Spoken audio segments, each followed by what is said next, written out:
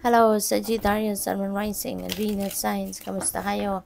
Sana ba'y nasa mabuti kayong kalagayan? Welcome back po sa Star Tarot. At kung bago kayo rito, welcome din kayo. Thank you for your support. And please subscribe, like, share my videos, and leave me a comment po kung nakaresonate kayo. Thank you. So, first message ninyo is for general life, and we have 5 of Pentacles. Siguro ang iba sa inyo, Sagittarius, is having some problems no, pagdating sa pera. Pwede na meron kayong financial loss, no? Siguro merong nawala sa'yo, nambudol sa'yo, no? Pwede meron ng loko kasi sa'yo, kaya nawalan kayo ng pera. Pwede ganun. Or baka na-scam kayo, no? So, probably, may mga ganung nangyari sa inyo in the recent past. Kaya, sa ngayon, tuloy, ikaw yung struggling pagdating sa pera, no? O pwede rin ang iba sa inyo, baka nawalan ng trabaho, baka nag-resign kayo, na-forced kayo na mag-resign, or baka na-terminate na yung inyong trabaho, no? Earlier than scheduled, kaya maaaring hindi ninyo napaghandaan. So, possible din na ganun. But, don't lose hope. No? Yung message nito, tignan mo, may mga maliwanag, no, na pentacles sa bintana. Diba? This represents the church windows. So, that represents hope. No? So, huwag kayong mawala ng pag-asa. Always hope for the best possible outcome. Okay? Para nang sa gayon, no? When you're projecting positivity, positive din ang sitwasyon na ma-attract ninyo. Positive things are going to unfold sa buhay ninyo. Kaya huwag kayong mag-alala. Okay? Pasasaan ba at mahahanapan mo din yan ng solusyon? Pasasaan ba at mahahanapan mo din yan ng way out kung ano naman ang problema ninyo na yan. Alright? So, sa inyong money, career, and finances, we have 7. Siguro talaga nabudol kayo dito sa Sagittarius. You know? Kaya siguro ganito ang naging sitwasyon kasi baka merong nambudol sa'yo.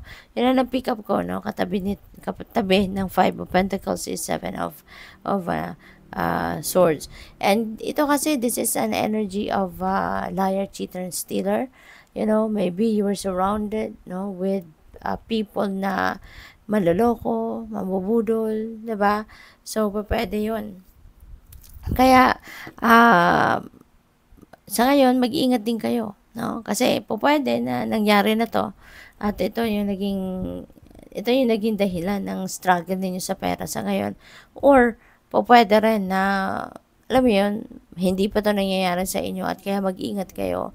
Kailangan ninyo na maging vigilant at pakiramdaman ninyo lagi ang inyong intuition, ang inyong sarili. Kasi you never know. Baka nandiyan lang sa tabi ninyo ang mga manloloko.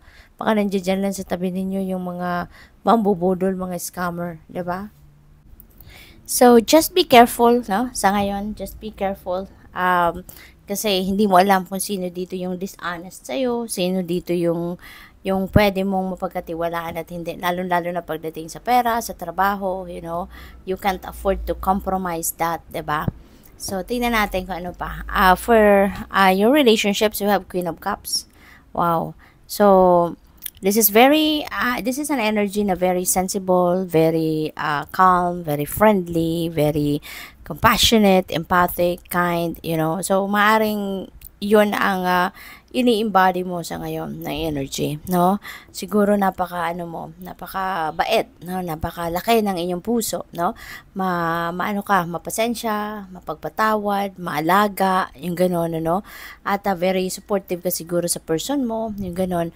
At malakas din ang radar mo sa ngayon. Kaya gamitin mo din yan to your advantage. Gamitin mo rin yan para mas maging, magawa mo yung mga bagay na dapat mong gawin na mas ikakaganda, 'di ba? Ng inyong relasyon, no? So, good luck. So, kuha tayo ng clarifiers dito sa Sagittarius. Tignan natin kung ano pang mga energy surrounding you. We have 8 of Wands. Ayan. So, clarifying the 5 of Pentacles. So, merong mga opportunities na dadating dito at mga opportunities na biglaang dadating, no? Pwedeng opportunity yan na pwede mong pagkakitaan, pwedeng opportunity yan na makakasolve ng problema mo sa pera, 'di ba? At ang maganda rito, kasi fast-moving energy. So, pwedeng hindi mo inaasahan, bigla na lang dadating ang oportunidad, diba? Yung hindi mo inaasahan, isang araw, pagising mo, nandiyan na, may solusyon ka na sa problema mo, diba? So, pwedeng ganon. At, dapat lang na lagi ka makikinig sa inyong intuition, makinig ka sa divine guidance sa'yo. Kasi this is fast moving energy, so it may not give you an ample time para makapag-isip, makapag-desisyon, 'di ba, kung anong opportunity ang kukunin mo rito or papaano mo haharapin ang problema mo sa pera, yung ganon. Kaya makinig ka lang sa inyong intuition. Okay? Para nang sa gayon, kahit hindi ka makapag-isip ng ilang araw, 'di ba? Pero pag pinakinggan mo yung bulong ng inyong intuition, and then makikita mo na magiging tama pa rin ang inyong desisyon. Okay? So we also have Four of Pentacles. Ayan. So this is reminding you, no, na maging matuto ka na maging mas magaling kang humawak ng inyong pera, mag-manage ang inyong resources, yung ganon. Kasi Four of Pentacles is an energy of financial discipline, yung ganon, ano, na matuto kang mag-manage ng maayos, no, ng iyong resources, ng inyong tawag dito, ng inyong kaperahan, no? Yung ganon. Kaya, maaari kasi na may mga opportunities na dito, di ba, na dadating, maaari magkakapera ka na, magkakaroon ka na ng panibagong income stream, at ito, so, pasimula ngayon, no, kapag dumating na ang pagkakataon na yan, simulan mo na lang ang pagbabago sa pagmamanage ng inyong pera. Simulan mo na yung changes na kailangan mong gawin para mas maging maayos na ang takbo ng inyong kaperahan. So, pagdating sa Seven of Swords, we have the Hierophant energy. So, maybe you are going to seek for advice, no, dito from other people. Maybe may mga tao kang lalapitan dito na po pwedeng makapag-advise sa'yo, no? Makahingi ka ng opinion dito regarding sa pagmamanage mo ng inyong pera, or makahingi ka ng advice, no, regarding sa inyong sitwasyon, no? Anong mga pinagdadaanan ninyo. Kasi baka napaghihinaan ka ng loob, no? Baka naghahanap ka ng tao na magbo-boost ng confidence mo, baka naghahanap ka ng makakausap na pwedeng mag-ano sa'yo, na pwedeng mag-push sa'yo na para sa mas kakabuti, 'di ba, ng inyong sitwasyon, yung ganon. So, Queen of Cups, we have Page of Cups. Ayan, so there is a invitation para sa inyo rito, no? Baka meron ditong mga party, baka meron ditong baka meron makikipag-date sa'yo kung single pa kayo, no? Sagittarius, pwede meron mag-o-offer sa inyo dito ng love. Pwede meron manliligaw sa inyo rito, no? Kung single pa kayo.